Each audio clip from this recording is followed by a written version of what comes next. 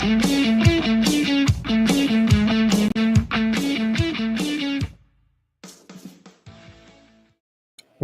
back to the Bleed Blue segment of the Coach Steve Show podcast, where we discuss everything in Eastern Illinois University athletics. Go Panthers, where we discuss everything that has to do with Eastern Illinois University. It's part of the Coach Steve Show, so make sure you like and subscribe to the YouTube channel. Find the playlist of Bleed Blue, where we will be talking about all things that we can about Eastern Illinois athletics. We've been mainly talking football, but we're going to try our best to talk about everything with Eastern Illinois, alma mater, where went to school, so that's why we are starting this. So again, like and subscribe to the Coach Steve Show YouTube channel. Follow, rate on Apple and iTunes and Spotify. Check all that stuff out, and there's plenty of stuff on there for everybody. So Eastern Illinois is coming off a tough loss to the University of Illinois. They will now open up home play with Indiana State Sycamores. Both teams are 0-1 coming into this. It's not quite a rivalry game, but it is, because you think of Illinois and Indiana, so it's a quote-unquote rivalry game. And I know they didn't play for a while, but it's nice to see them playing each other again. And we're going to discuss, coming into this game, the bounce back for Eastern. Can they bounce back? What would they have to do to fix some things that happened with the University of Illinois game? And how they can walk away with a win against Indiana State on Saturday night. It'll be rocking in Charleston. Again, Eastern's coming off an 8-3 season, should have probably made the playoffs. Showed, I thought, a lot of toughness and competitiveness versus Illinois. And you heard the respect from Coach Bielema about Eastern Illinois. So he even knew, he said, coming into that game, he told his guys, hey, yes, they're an FCS team, but they should have made the playoffs. They won a lot of games. Their defense was very physical. And if we allow their offense to get going, they will do some damage. And so they, again, still have a lot of pride in that school and a lot of pride on the team. So coming in versus Indiana, they are going to be pumped up to play this, quote, rivalry game, Illinois and Indiana. Last year, Indiana State did not have a good season. Indiana State seems to be a team that kind of goes up and down. I've heard things about their coaching staff. They're really trying to turn it around there, but it's tough to turn around a program, especially in the conference and their schedule. They have a tough schedule. Last year, they only won one game. They beat Western Illinois 27-6. They go on to lose all of their games. The closest game they had was against North Dakota. They lost in overtime 36-33. Before that, Northern Iowa 27-20. Last year, they lost to Eastern Illinois 27-0. So Eastern's had their number. Last week, Indiana State first off against Purdue, and they lost 49-0. Very similar score to what happened to Eastern when they played Illinois. But Indiana State struggled just a hair bit more than they did, again, than Eastern did against them. So Indiana State struggling a little bit there. Their quarterback play wasn't very good. 5 of 10 for 50 yards. Elijah Owens, 5 of 10, 50 yards. Their highest rusher was 47 yards. Elijah Owens are also their quarterback. Receiving, only had one receiver with 26 yards. So they struggled versus Purdue. Now you're going against Coach Walters, a defensive-minded guy, so I know that struggles. Keys to this game is Eastern kind of has to put that Illinois game away. You know, the phrase is burn the film. Excuse me. They want to burn the film, right? Like, hey, there's two ways they could go about this. And again, I don't know exactly what Coach Wilkerson and company are going to do, but there are two ways to do this. Number one is to just burn the tape, right? Like, hey, we're not going to rewatch it. You know, that we didn't play the way we thought we could. We thought we could go in there and maybe get an upset. You know, we're capable of this. Our defense is very physical, obviously. We have weapons on offense. We have a decent-sized offensive line, and we have depth there. And so they could burn the tape. They could also watch the tape and say, hey, yes, we're going to watch execution of plays. We're going to watch execution of our coverage. We're going to watch those type of things. But let's see if we're rallying to the football. If you're talking from a defensive perspective, were we rallying to the football? Where we actually, you know, I know we had breakdown assignments, but were we actually hitting the people, hitting the players in front of us? Were we not having any loaf plays, which is we're not hustling, we're not, showing any type of physicality? Or are we giving up? Offensively, are we running with a purpose? Are we blocking with a purpose? Are we're doing exactly what we're coached to do, but the other team is just doing things they're coached to do and end up beating the way we were telling you to do it, right? Those are the things that they will probably look at and watch. And as coaches, we don't like the term moral victories, but there are times you got to take that away, saying, hey, look, we didn't execute. It was the first game. It's a Thursday night game. It throws everybody off. But guess what? We're not going to make excuses. Illinois had to play on a Thursday night too. They're doing it too. And so what can we take away from this game? And for Eastern to host Indiana State, a couple things that they can do to work on from that Illinois loss and get to try to back on the winning board here is you can't look over Indiana State. They had a bad year last year. We beat them 27-0 last year. But like I tell our players, last year was last year, right? You could return the exact same players in the exact same positions, call the exact same opening play as you did last year. That's still last year. It will go different. And that's the beauty of sports and the beauty, of football is you could come out on offense and call the exact same formation and the exact same run play with the exact same players 2 times in a row. Something different will happen on each one of those plays.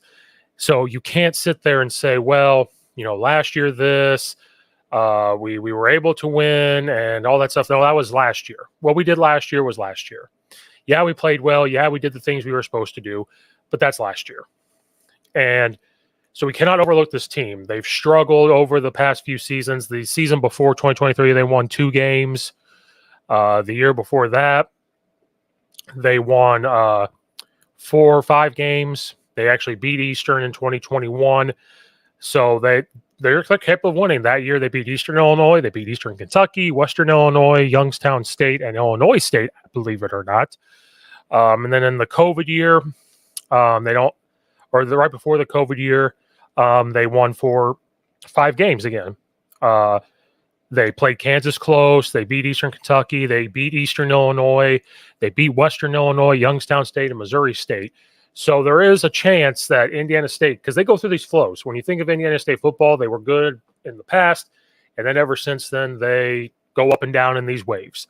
So you cannot afford to, as a player, allow yourself to think they're going to walk into your home, and you're just going to beat them because you're at home, and they're Indiana State, and you're Eastern Illinois, right? You respect everybody, but fear no one. Respect everybody, fear no one. That is the motto when it comes to sports. You need to respect the game of football and respect that team. And knowing the coaching staff at Eastern, from having conversations with them, the great people they are, they respect everybody. When you ask them questions about different teams, they find a way to talk that team up. And so they're respecting that other team, but you could tell in the tone of their voice, they fear nobody. If I were able to talk to them right before they played Illinois, and I had a couple conversations with some, even on the podcast, they were not talking about fear. They were just talking about how to execute and do the things they're supposed to do. So if you're Eastern, you want to come in and put your foot down. I tell the kids, you can't see my foot, but put your foot down and do this. That's what you have to do. You have to come in and say, okay, they're coming off a tough loss, very similar to our tough loss. They're going to come in hungry thinking, okay, we're going to come in, upset a team at home. We are going to try to dismantle your hopes of trying to make the playoff, times where you're not making the playoff where you probably should have. And we're going to try to get you on a path of a downward spiral where you're not going to compete for your conference, right? And if Indiana State comes in with the mindset of, we have nothing to lose, right? We've had a couple losing seasons. We just got our butt kicked by Purdue. We have nothing to lose. You better watch out because we're just going to open up the playbooks and let it fly. We're going to blitz everywhere. We're going to press coverage you. We're going to throw it deep. We're going to do everything we can. And if we make a mistake, we make a mistake. We throw an interception, we throw an interception. And I think that's the mindset Indiana State's going to have because that coaching staff is coming to try to turn the whole program around, right? I don't think Eastern will do any of those things. I'm saying that because it is a part of the game. That coaching staff will not allow those players to have that mindset. And rewatching the game, watching it live, I think Eastern was hitting them. I think they were flying to the football. Yes, there might have been a couple technique things that they missed out on, but they were rallying to the football. They were hitting people on defense. And I think if they do that swarm mentality type of defense that they want to do, they did cost 25 turnovers last year. If they come in and do that stuff, confuse Indiana State, they come in and say, we're going to punch you right in the mouth. We're going to put pressure on your quarterback that really struggled against Purdue. They're going to pin their ears back and go and live. Maybe they're going to have to live. I think Eastern, if they're going to be that aggressive and get takeaways when you do that, the sacrifice is you are going to give up big plays, whether it's a big run, pass. You watch a bunch of teams at the FBS level do that. FCS level is no different. So I think that's what you're going to see. I think they're going to say, you know what? This is a game that's going to get our mojo back. This is a game that is going to revamp Eastern Illinois. And it's good. And we're going to take out our frustrations for that game on Indiana State. I'm pretty sure they came out of it pretty healthy. We are going to take it out on Indiana State. And again, they can't afford turnovers and situations. Like I said, that first drive against Illinois, they were moving the football and then we fumble it. Then all the air got taken out of the balloon. I think you can afford a mistake or two versus Indiana State that you could not afford against Illinois, but you have to learn how to take care of the football. And I think you're going to see some takeaways. Offensively, I think they just have to make sure that whatever pass protection that got broken down versus Illinois, that they have to fix it because you have to allow your quarterback to be comfortable. He's a veteran quarterback. You got a veteran running back. And then the receivers have to help out their quarterback. There was a lot of drop passes versus Illinois. That's something Illinois, I'm sure, is looking at saying, hey, the Eastern guys got open. They knew how to get open. So what can we do to make sure that we catch the I guarantee you, wide receivers coach there is like, come on, guys, like we cannot afford these drop passes. We have to be able to make contested catches. We got to be able to make the wide open catches. Those are things they're going to address. Eastern cannot afford those type of mistakes, right? Like the self-inflicted ones. If a defender hits the ball out with their helmet because it's just a perfect tackle, a perfect form way to get the ball out, you got to live with it, right? But the ones where they're self-inflicted, did you not have the effort of the jump ball? Are you not catching wide open ones? Are you just missing blocks? Like those type of things, they cannot afford that because you cannot afford to give a team like Indiana State life, right? You cannot afford a team that has nothing to lose life. You give them life and you allow them to hang around. You start to tense up because you're starting to feel, well, maybe this shouldn't happen. Because those coaches at Indiana State are good coaches, right? They are going to coach their butts off and they're going to put Indiana State in positions to be successful. It's just up to those players to execute it, right? So again, even though I'm talking about they just got their butts kicked by Purdue and they know that, they could come into this Eastern game very confident and say, you know what? These games were very similar. We can come into Eastern, we can come into Charleston and compete with these guys. And if they come in and believe their coaches and have that belief, it will be a close game. I mean, last year was 27-0. I know to some people that's a blowout, but that's still a close game because at times it's going to be 7-0. And maybe they're marching down the field and they turn the ball over. Those type of things can happen.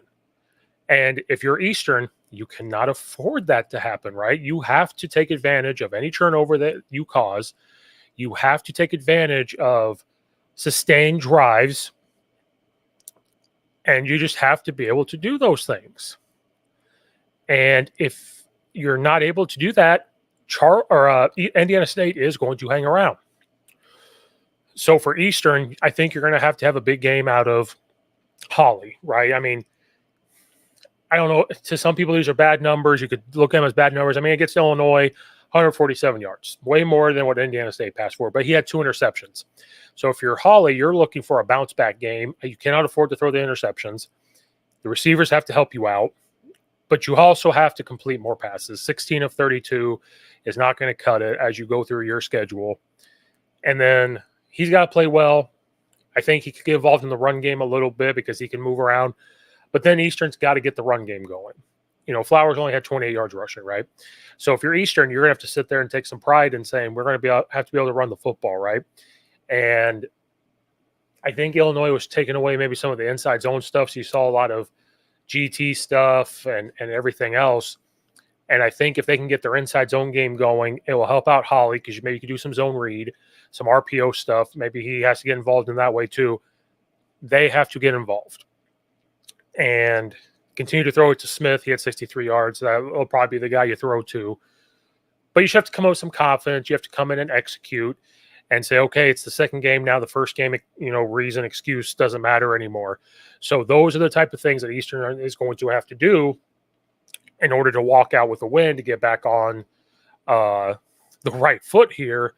Because if you go 0-2 and your next game's at Northwestern and you're going in 0-2 and the player's confidence starts to dwindle a little bit, you're going to go into Northwestern and may not compete, right? So I think you have to execute some of those things and get confidence in those players to say, hey, these things we were asking you to do at Illinois, you can do them. You just show that you could do it. So when we go to Northwestern, there's confidence that you can make this play, right? And Northwestern is going to be a super tough game. And then after that, you play Illinois State. Super tough game. That was a nail-biter last year. Then you got Lindenwood. Now, I know Lindenwood just lost big, but that's a tough football team.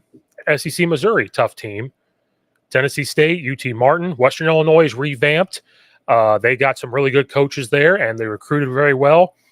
Gardner-Webb, Charleston Southern, and Tennessee Tech. Like, it's a tough schedule. And so you got through that first gauntlet of Illinois. You have to get some confidence here, so that way when you go to Northwestern and play them on the 14th, that you have something to build off of that. And if you can show, look at the way we're flying around, the way we're tackling, the way we're hitting them, the way we're able to move people on the line of scrimmage, our receivers are starting to make plays for take some pressure off. Those are the type of things. So those players have to play well. And I think the coaches are going to have a great game plan going in. They're going to fix what they need to fix. Again, it's a great coaching staff. Indiana State has a great coaching staff as well, so it's not going to be a walk in the park. They have to take advantage of every single opportunity and cannot afford to turn the ball over. And I think they have to force 2 turnovers. They force 2 turnovers and don't turn the ball over, you're going to be put in a very good situation if you're Eastern to come away with a victory there as you then go to Northwestern. And if you show that you can do that, Northwestern will have to game plan around it. And I think you're going to have to open up the playbook. I'm not going to speak for Coach Deckerson. He's a great guy and great coach, but I think you're going to see him open up a little more. And, he used to call plays when he was at the University of Chicago. He was a special teams coach, so he knows how to call plays. He's getting back in the swing of things. So I think all of that will come back into play here, and they will. I think Eastern can come away with a win if they do those things. Again, I'm rocking the EIU shirt. Thank you, Coach Wilkerson and company. Coach Wilkerson sent me the little helmet here, the Eastern Illinois Panthers helmet for the podcast setup. So greatly appreciate that. Got a couple of Eastern shirts from them too. It's awesome. So again, I got the Eastern thing. Banner thing here hung up too. So again, I am Eastern. They're going to do good. So I'm not too worried about it, but those are things that they just cannot afford to have happen and get a big bounce back after that loss versus Illinois. So again, the more they play, the more we watch, the more in depth we're going to get. Did tag some of them. And I'm going to try to see if we can't get somebody from Eastern, player, coaches to come on every week. So continue to check out Bleed Blue segment. You got to subscribe to the Coach Steve Show YouTube channel, and there'll be a playlist there called Bleed Blue where all these will be found. There's an ILL, I&I segment for Illinois fans. It'll be everything University of Illinois athletics. Bear Down segment where me and Zach Kylman joined every week to discuss the Chicago Bears as they go through their regular season. And then there's there's other college football talk, college basketball talk, interviews with high school and college coaches all over the country and different sports figures. So check all that stuff out. There's stuff everywhere, lots of videos. You're going to have to search, but they're all over there. So check all that stuff out. Check it out on iTunes and Spotify. Review and rate it there as well. It'd be greatly appreciated. Leave a comment in the comment section down below. What do you think about this Eastern Illinois versus Indiana State game? Any Eastern Illinois fans out there, feel free to comment. This channel is for you, alumni, current students, former athletes. This is for you. So if you guys want to even come on and talk about it, let's figure it out. Hit me up. Come on, hit me up and we'll talk. So thank you guys again for watching and or listening. Again, comment, let me know. And then we'll try to do a post game about the game afterwards. So thank you guys again for watching and or listening. This is Coach Steve, and we'll see you guys next time.